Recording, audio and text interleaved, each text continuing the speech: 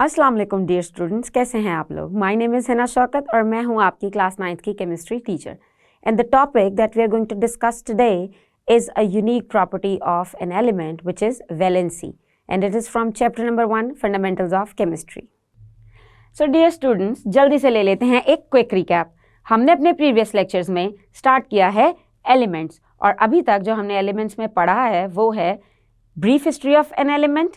फिर हमने डिस्कस किया मॉडर्न डेफिनेशन ऑफ एलिमेंट और उसके components, then occurrence of an element, then classification of an element, and we have discussed classification on the basis of physical state of matter and properties. उसके बाद हमने discuss किया symbol of an element और rules for writing symbols. आज के इस lecture में हम पढ़ेंगे एक unique property of element which is valency. अगर हम देखें वैलेंसी की डेफिनेशन की तरफ, तो it is the combining capacity of an element with other elements. Combining capacity. Remember, when we were studying elements, so we have discussed that elements can exist either in free state or in combined state. तो जब वो किसी दूसरे element से combine करते हैं तो उनकी कोई अपनी खास capacity होगी।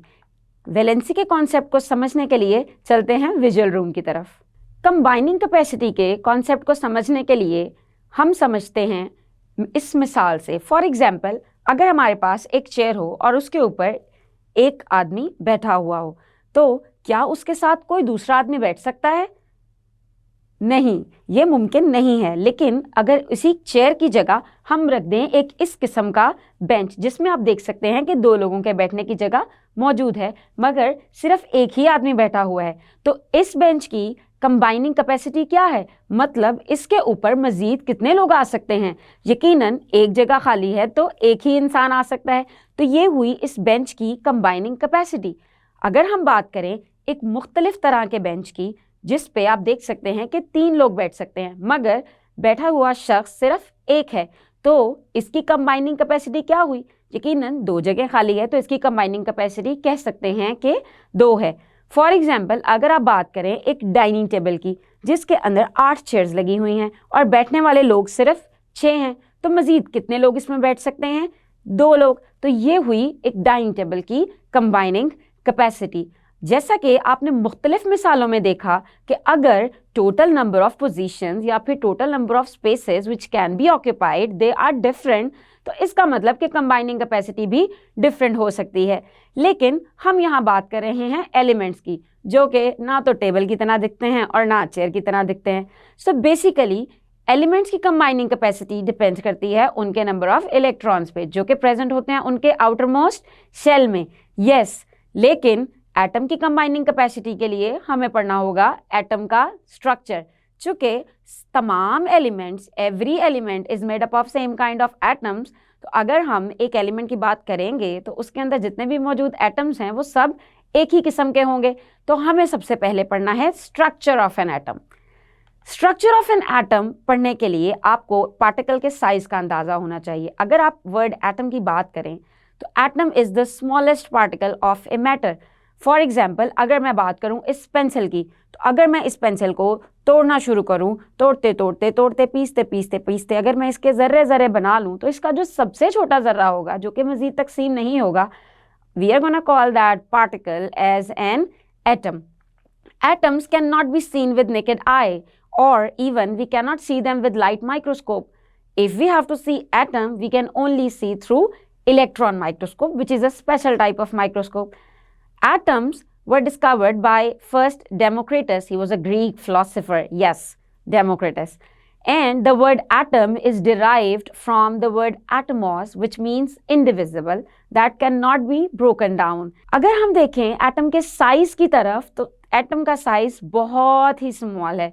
When I said बहुत स्मॉल, तो आई थिंक आप उतना स्मॉल इमेजिन नहीं कर सके होंगे। फॉर एग्जाम्पल, अगर हम बात करते हैं एक पेंसिल की, तो पेंसिल का जो लेड है it is made up of carbon atoms, और उसकी भी एक special type which is graphite. लेकिन when we start writing with pencil on a paper, तो आप देखते हैं कि ग्रेफाइट के कुछ पार्टिकल्स वो आपके पेपर पे आ जाएंगे। Suppose you are writing one letter I and you are putting dot on I, तो अगर आप उस डॉट की बात करें तो उस डॉट के अंदर ग्रेफाइट के ऑलमोस्ट 6 बिलियन एटम्स आएंगे, यानी कि equal to almost population of this whole world, which is very very small. So I'm just repeating a little bit just to clear this. In a single dot which is made with the lead pencil, means which is having particles of carbon or graphite, so this small dot is having how many number of atoms? Almost 6 billions. 6 billion number of atoms. So now you can well imagine how small an atom is. One thing is clear that we can't see atom, so the structure of an atom is bit of imaginary. अगर हम imagination में atom को लेके आएं तो atom तो smallest है ही, मगर आपको ये जान के बहुत हैरत होगी कि atom से भी small कुछ होता है. Yes, atom is made up of subatomic particles, and those subatomic particles are protons, which are positively charged, neutrons, which have no charge, and electrons, which are negatively charged. जब मैंने आपको बताया कि एक एटम के 3 सब एटॉमिक पार्टिकल्स हैं, मतलब कि उसके अंदर भी 3 छोटे छोटे पार्टिकल्स हैं, तो आपके माइंड में आना चाहिए कि आखिर वो 3 पार्टिकल्स किस तरह से अरेंज हैं, where they are present in that structure of an atom. So उसके लिए कंपेयर करते हैं स्ट्रक्चर ऑफ एन एटम को एक सोलर सिस्टम की एग्जांपल से. इससे आपको हमेशा स्ट्रक्चर ऑफ एन एटम याद करना आसान रहेगा. अगर हम बात करें सोलर सिस्टम की, so all of you know that in solar system in the middle we have sun, and around the sun there are some imaginary orbits. Remember, imaginary paths. कोई रोड नहीं बनी हुई, कोई रोप नहीं है that we draw in our social studies books as well. So in those imaginary paths something is revolving. So same is in the case of atom. If we look at atom, so there is something in the middle of an atom and we call it as nucleus. So in solar system we have sun in the middle, and in atom we have nucleus in the middle. In solar system there are imaginary paths on which planets are revolving, and in atoms we also have some imaginary paths, but instead of huge planets, small particle of an atom, which is electron, they are revolving. So where are the protons and neutrons present in an atom? Protons and neutrons, they are present in the center of an atom, means inside of the nucleus. Like protons and neutrons, they are gonna combine together, and basically these are the 2 subatomic particles which are going to make nucleus of an atom. So अब आपको पता है location of all these 3 particles. Proton present in the nucleus, neutron present in the nucleus, and electrons, they are revolving in imaginary paths. And remember, those imaginary paths are called as orbits, shells or energy level. हो रहा है ना topic relate outermost shell से. Since electrons are revolving around the nucleus, they are revolving in their respective orbits. Like in solar system, क्या आपने देखा है कि किसी पाथ के अंदर 2 प्लैनेट्स रिवॉल्व कर रहे हों? मैंने तो कभी नहीं देखा. So it means that the capacity of each orbit is to hold 1 planet. इसी तरह इलेक्ट्रॉन्स के भी अपने अपने स्पेसिफिक शेल्स या फिर ऑर्बिट्स हैं जिनके अंदर वो रिवॉल्व करते हैं. सोलर सिस्टम में हर ऑर्बिट की कैपेसिटी एक ही है, मगर इलेक्ट्रॉन्स ऑर्बिट्स जो कि एटम के अंदर पाए जाते हैं उनकी कैपेसिटी डिफरेंट हो सकती है. शेल्स जो कि एटम्स में हैं, ऑर्बिट्स और शेल्स, उनको हम नाम दे सकते हैं K, L, M और N का. हर शेल की अपनी एक कैपेसिटी है जिसमें वो इलेक्ट्रॉन्स को होल्ड कर सकता है. First shell can hold maximum of 2 electrons and next shells can hold more than 2 electrons. लेकिन हर एटम स्टेबल सिर्फ तब होता है जब उसका अगर फर्स्ट शेल हो तो उसमें 2 इलेक्ट्रॉन्स यानी कि मैक्सिमम 2 इलेक्ट्रॉन्स हों, और in other shells it must contain 8 electrons. This is also called as octet rule. Means if one atom is having 8 electrons in other shells, so it would be stable. अब ऐसा नहीं कि किसी भी shell में हो जाएगा इलेक्ट्रॉन का नंबर 8 तो वो हो जाएगा स्टेबल, ऐसा बिल्कुल नहीं. We have to look at the outermost shell or valence shell. So अगर इस एटम के 3 शेल्स हैं तो कौन सा outermost shell है? So outermost shell or valence shell is the last shell of an atom. Outermost shell जो कि सबसे बाहर आपको नजर आ रहा है वो है इसका outermost shell, और first shell होगा जो न्यूक्लियस के सबसे ज्यादा करीब है, उसे आप कहेंगे first shell. अब बेसिकली अगर किसी भी एटम के आउटर मोस्ट शेल में 8 इलेक्ट्रॉन्स हों तो वो स्टेबल होता है, ये है ऑक्टेट रूल। लेकिन क्या आपको लगता है कि जितने भी एलिमेंट्स हमारे इर्द गिर्द मौजूद हैं, जितने भी एलिमेंट्स इस नेचर में प्रेजेंट हैं, क्या उन सबके आउटर मोस्ट शेल में 8 इलेक्ट्रॉन है और वो स्टेबल हैं? नहीं, ऐसा बिल्कुल नहीं है। इनमें से सिर्फ चंद एक ही ऐसे एटम्स हैं जिनके आउटर मोस्ट शेल्स कंप्लीट हैं।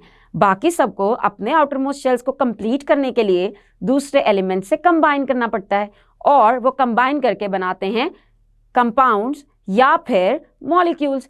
अब इस कैपेसिटी को कि वो कितने इलेक्ट्रॉन्स के साथ कंबाइन करेगा हम कहते हैं वैलेंसी। फॉर एग्जाम्पल अगर हम बात करें ऑक्सीजन एटम की, तो ऑक्सीजन एटम के आउटर मोस्ट शेल में हैं 6 electrons, as you can see with this diagram. So 6 electrons अगर आउटर मोस्ट शेल में हैं तो हमारा रूल याद रखना है आपने, इट्स ऑक्टेट रूल। चूंकि ये पहला शेल नहीं है ऑक्सीजन के लिए, आप देख सकते हैं ये सेकेंड शेल है, तो सेकेंड शेल में मैक्सिमम 8 इलेक्ट्रॉन्स आएंगे तो वो स्टेबल होगा। तो अगर 6 इलेक्ट्रॉन्स ऑलरेडी प्रेजेंट हैं तो मजीद कितने इलेक्ट्रॉन्स चाहिए? 2 इलेक्ट्रॉन्स। सो हम कह सकते हैं कि ऑक्सीजन की कंबाइनिंग कैपेसिटी किसी भी चीज़ के साथ वो क्या है? 2 है। देखते हैं इसको इससे भी आसान मिसाल के साथ। For example hydrogen. हाइड्रोजन के आउटर मोस्ट शेल में सिर्फ एक ही इलेक्ट्रॉन होता है और उसका फर्स्ट शेल इसका आउटर मोस्ट शेल होता है, क्योंकि उसके पास सिर्फ एक ही इलेक्ट्रॉन है। So if it is the first shell, तो आपको याद होगा कि फर्स्ट शेल में मैक्सिमम कितने नंबर ऑफ इलेक्ट्रॉन्स आ सकते हैं? 2 number of electrons. So how many electrons more hydrogen needs to get stable? 1 electron. So हम कह सकते हैं हाइड्रोजन की कंबाइनिंग कैपेसिटी क्या है? 1। अब हम देखें कैसे कैलकुलेट कर सकते हैं हम valency of different elements which are present in the form of compounds. Compounds मतलब वो किसी अलग तरह के एटम्स के साथ जुड़े हुए हैं, तो उनकी कंबाइनिंग कैपेसिटी आप कैसे फाइंड कर सकते हैं? सबसे पहले हम देखते हैं how to calculate valency of covalent compounds. In covalent compounds, we know that in covalent compounds there is sharing of electrons. Means electrons, they are not transferred properly, they are shared between the atoms. So covalent compounds की valency find करने के हमारे पास 2 तरीके हैं। First is the valency is the number of hydrogen atoms which combine with that element. मतलब इस मिसाल से समझें, you have this formula, this is the formula for water.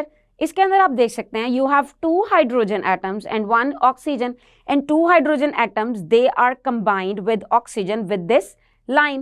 This line is representing bond. So हमने पहला method देखा कि आप वैलेंसी कैलकुलेट कर सकते हैं by counting number of hydrogens. So इस फॉर्मूला में आपको कितने हाइड्रोजन दिखाई दे रहे हैं? There are 2 electrons. So what is the combining capacity of oxygen? It is 2. Look at this example. How many hydrogens you can see? They are combining with the carbon. So there are 4 hydrogens which are combining with the carbon. So valency of carbon would be 4. इसी तरह एक और तरीका है, ज़रूरी नहीं कि सारे के सारे कंपाउंड्स में हाइड्रोजन अटैच हो सकता है कि कोई एलिमेंट किसी दूसरे एटम के साथ अटैच हो और हाइड्रोजन प्रेजेंट ना हो, मगर वो हो कोवेलेंट कंपाउंड। तो उसके लिए आपको क्या करना है? उसके लिए इग्नोर कर दें आप हाइड्रोजन को, just count the number of bonds, means these number of lines. 1 line means 1 bond. So how many total bonds are here? 4 bonds. So what is the valency for carbon here? It is 4. So I hope this is clear how you will get valency and you know the concept of valency really well. I am just repeating it a little bit for you for covalent compounds. In covalent compounds, either you can calculate valency by counting number of hydrogens or by counting number of bonds which are connected with that element. So students, आज के इस lecture में हमने start की unique property of an element which is valency, जो कि बहुत important concept है केमिस्ट्री में। और वैलेंसी में हमने डिस्कस की डेफिनेशन ऑफ वैलेंसी, फिर हमने देखा structure of an atom, dependence of valency, what is outer most shell, and how you can find valency of covalent compounds. अपने आने वाले लेक्चर में हम देखेंगे how you can find valency of ionic compounds and valency of radicals and what is variable valency. तब तक के लिए अल्लाह हाफिज़।